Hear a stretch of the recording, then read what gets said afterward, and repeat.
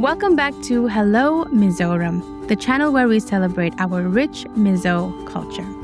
A short while ago, we looked at the rapid evolution of song and lyric in the Mizo cultural landscape, spanning over a number of centuries.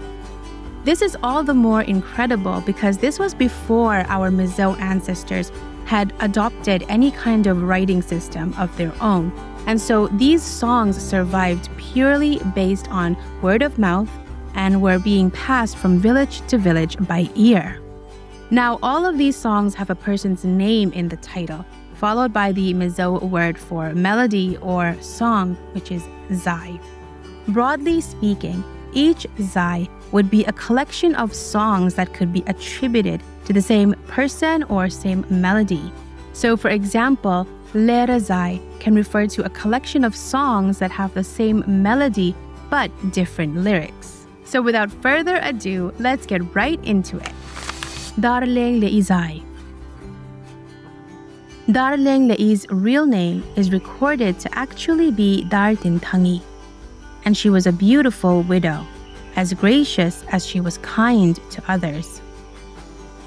There was a blind man called Lalthangliana who longed to be able to see her, and as he courted her, he started composing songs, all of which became known as Darlenglehi Zai. Historian Lalthangliana writes that these songs most likely came about around the year 1890. Mizo writer Zawla also writes that these songs became much beloved and admired by the community, and they both praised and pitied him because of his great love for her. And even though Lalthangliana and Darlenglehi never married, they were close throughout the rest of their lives.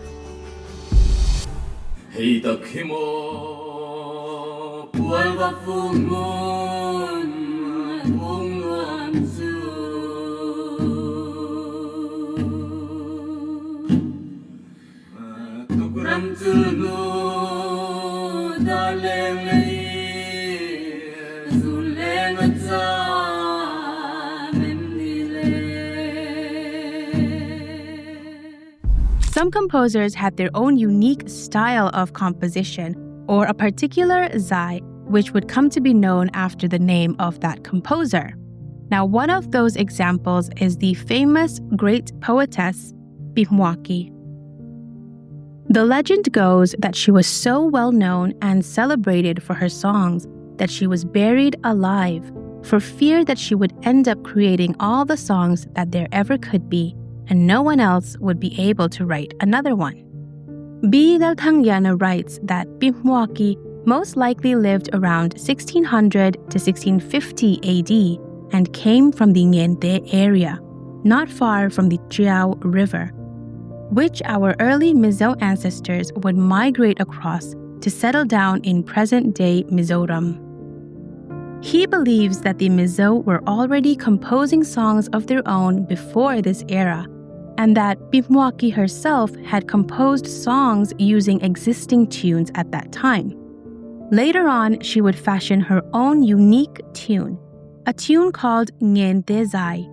But these songs became so popularized that they are now collectively referred to after her name, Pi Hmuaki Zai, or Songs of Pi Hmuaki. According to popular belief that still persists to this day, the reason why Pi Hmuaki's songs were such a huge hit were because they often featured the names of real-life people at the time. In fact, it is said that at one point, there were only 2 men remaining whose names had not yet appeared in one of her songs, and there was this fear that should their names appear in any new song of hers, then there would no longer be any new songs to sing or dance to for future generations. So the men of the area told these 2 men to pay her a visit in her home, and if she ended up singing a song that included their names, they would have to do something about it. Killing her ourselves would be too great a crime, they said amongst themselves. So instead, let us bury her alive if it comes to that. When the 2 men arrived at her home, Pi Hmuaki was boiling some yams, and because she was as generous as she was gifted in song, Pi Hmuaki was struck with inspiration and spoke some new lyrics on the spot, including both their names while coaxing them to wait a little longer to partake of her boiled yams. Full of dread, the two men ran back to the rest of the townsmen and reported their experience. That same day, the young men of the village dug a grave and placed Pi Hmuaki in it. Ironically, it is said that as they were piling the earth onto her as they buried her alive, she burst into fresh lyrics, spurring them on. O young men, be sure to pack the earth in, well and good.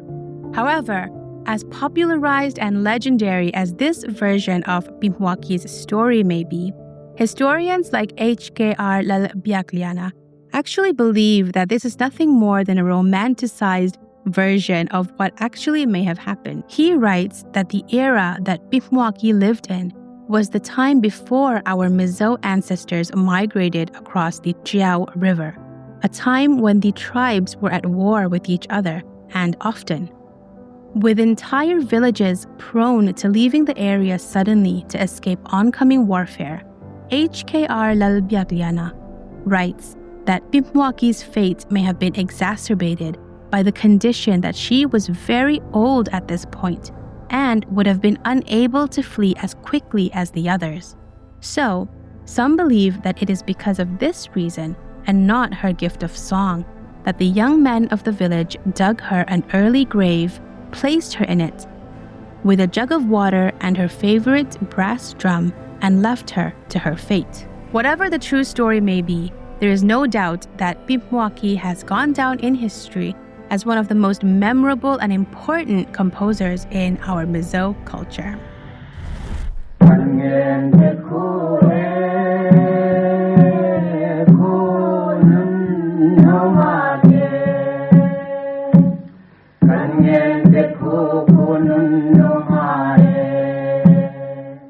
Lalvunga Zai. Lalvunga Zai, or Lalvunga's song, refers to a legendary chief from the Hualngo clan. In this example, Lalvunga isn't the composer of the song, rather he is the main topic of the song. Historian Zawla writes about the origin of Lalvunga's song.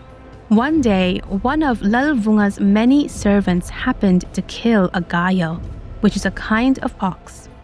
Unfortunately, the gayal belonged to a rival chief called Lianpuya of the Balian clan. And when Lianpuya heard what had happened, he retaliated by taking a portion of Lalvunga's cattle too. Lalvunga, in turn, fought back by evicting Lianpuya from the Farquhar region and even took ownership of his house.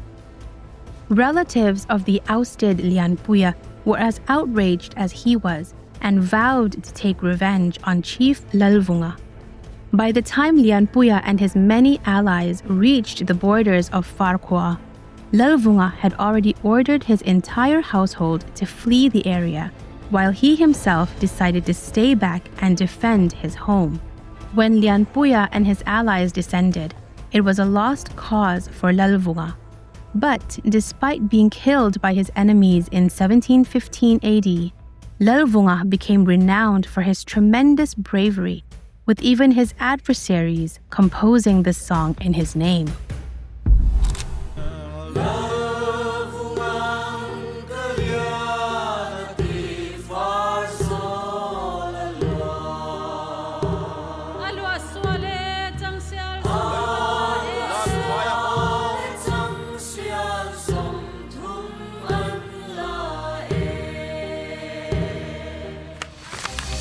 Awithangpa Zai. Awithangpa, whose real name was Lalvunga, is believed to have been born in January 1887. After the death of his father when he was 4 years old, he grew from a rambunctious little boy into a resourceful and respectful young man.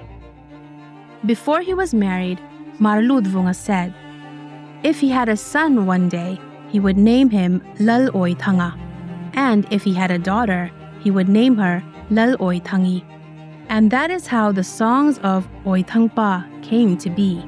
meaning songs of Awithang's father.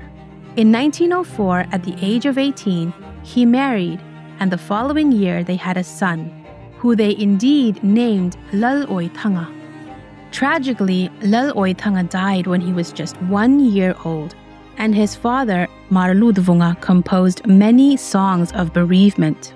His songs were so evocative of grief and suffering that they were spread far and wide because people related to them so much. People from all over came to visit him in his hometown of Maobuang, and he would graciously compose songs in their honor.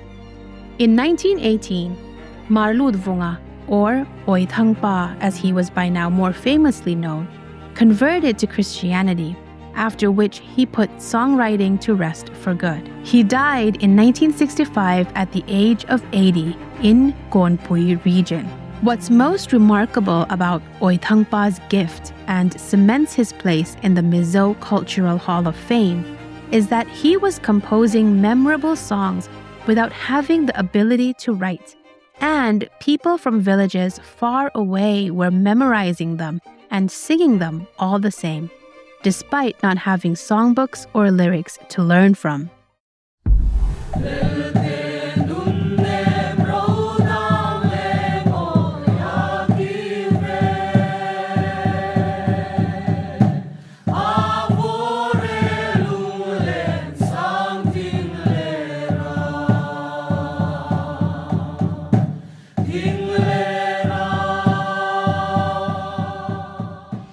Saikuti Zai.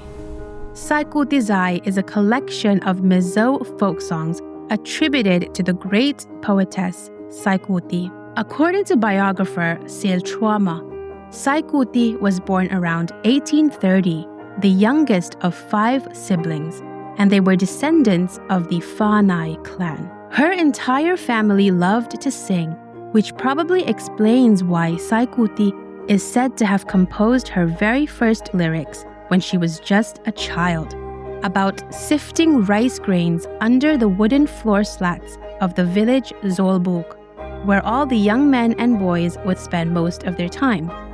Saikuti's talent was all the more notable because she was able to come up with songs almost instantaneously, and she was prone to compose songs given any circumstances that she found herself in or was witness to. For example, one day she saw a local hunter trap a baby bird, with its mother flapping around in the sky desperately. Saikuti immediately broke into song about what was happening, and it moved the hunter so much that he decided to return the baby bird back to its mother. On another occasion, 4 young men from the Tingsai area all met with sudden tragic deaths in one day. One drowned in a river, one was crushed by a falling tree, one fell into a ravine, and one was trampled by an elephant. Saikuti composed a song depicting these events too. Saikuti died at the ripe old age of 80 in 1921, leaving an indelible and permanent mark on Mizo music folklore. Zolbuk noaya bulem kachat tiama marthang azai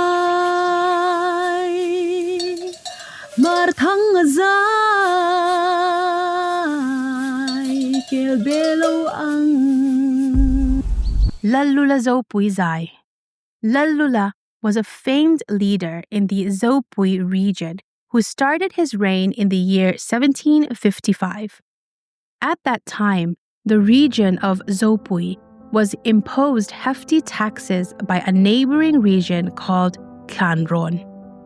Historian Zatluanga even records that households that weren't able to pay their taxes were swiftly and mercilessly killed by Klanron tax collectors. The people of Zopui were aggravated by these circumstances, but felt too intimidated and powerless to fight back.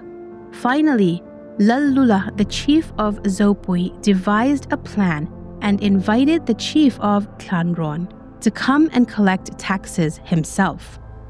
When the chief of Thlahte and his entourage arrived, every family in Zopui, just as Lalvunga had told them to prior, gave the guests a hearty welcome, each household insisting that the entire entourage drink with them in celebration of their visit. That night, heavily sedated because they had been drinking all day, the entire visiting group from Thlahte was murdered in their sleep by Lalvunga and his allies. Lalvunga and his entire village ended up migrating to a different region entirely after this event, wanting to avoid retaliation from their oppressors from the Thlahte area. But songs celebrating his strategic thinking and desire for justice became well known, and his song was performed at festivals for generations to come.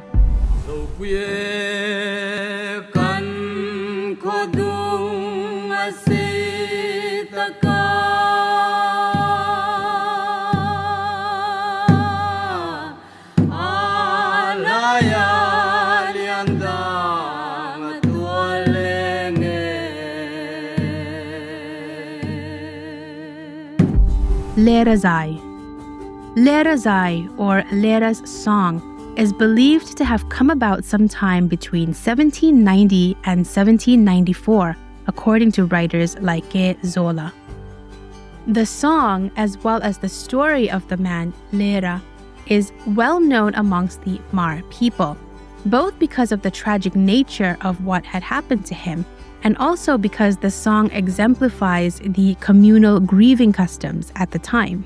Writer Zatluanga writes that Lera was a man who died suddenly, not because of any pre-existing condition or illness, but because he fell from the heights of a great waterfall.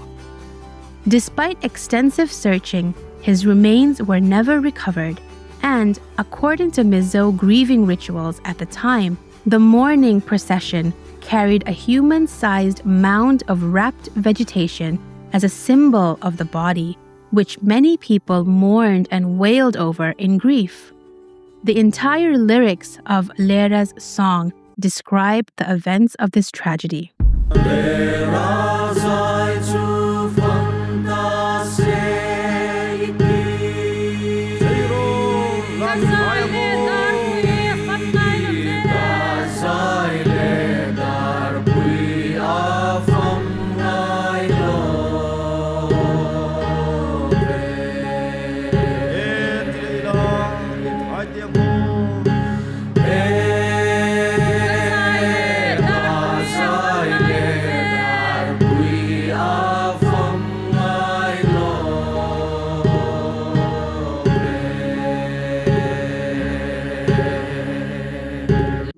These have been just a few of the fascinating backstories of some of our oldest Mizo folk songs and the unique format of their compositions. Whether they were composed by emerging lyricists at the time, whether they were man or woman, or whether they were composed to immortalize the extraordinary lives of their peers, it's safe to say that these traditional Mizo songs need to be preserved as best as possible because of the unique perspective that they reveal when it comes to how our Mizo ancestors saw the world around them and chose to express their experiences about it. Don't forget to subscribe and hit the notification bell.